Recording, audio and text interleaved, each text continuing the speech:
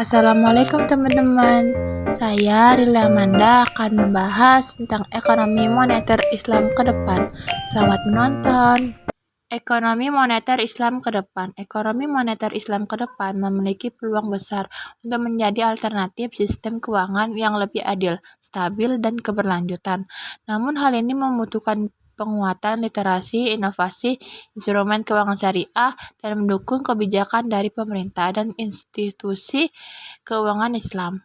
Perpaduan antara prinsip-prinsip syariah dan teknologi modern juga akan menjadi kunci dalam pengembangan sistem moneter Islam yang relevan dengan kebutuhan zaman sekarang. Konsep uang dalam Islam.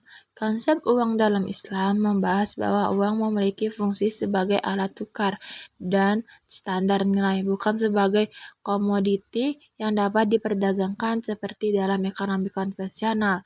Dalam Islam, uang dianggap sebagai public good atau barang publik yang harus berputar dalam perekonomian dan tidak boleh ditimbun. Prinsip syariah juga mengharamkan riba dan transaksi yang bersifat spekulatif sehingga harus digunakan untuk memenuhi kebutuhan dan mendorong pertumbuhan ekonomi secara adil. Permintaan dan penawaran uang. Permintaan dan penawaran uang merupakan konsep dasar dalam ekonomi Islam yang berkaitan dengan jumlah uang yang diinginkan oleh masyarakat, atau permintaan dan jumlah uang yang tersedia dalam perekonomian atau penawaran. Interaksi antara permintaan dan penawaran juga menentukan tingkat suku bunga dan jumlah uang yang beredar.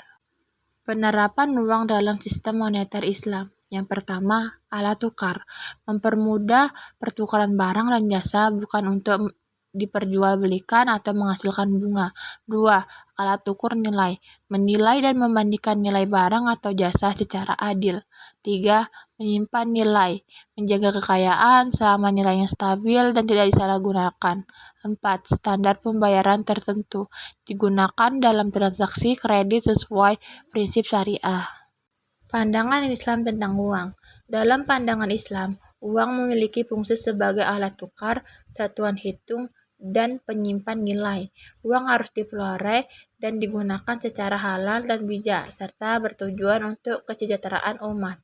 Islam tidak melarang umatnya menjadi kaya, namun menekankan pentingnya penggunaan harta secara bijaksana, termasuk zakat, infak, sedekah, dan wakaf. Sekianlah itu pembahasan dari saya. Terima kasih.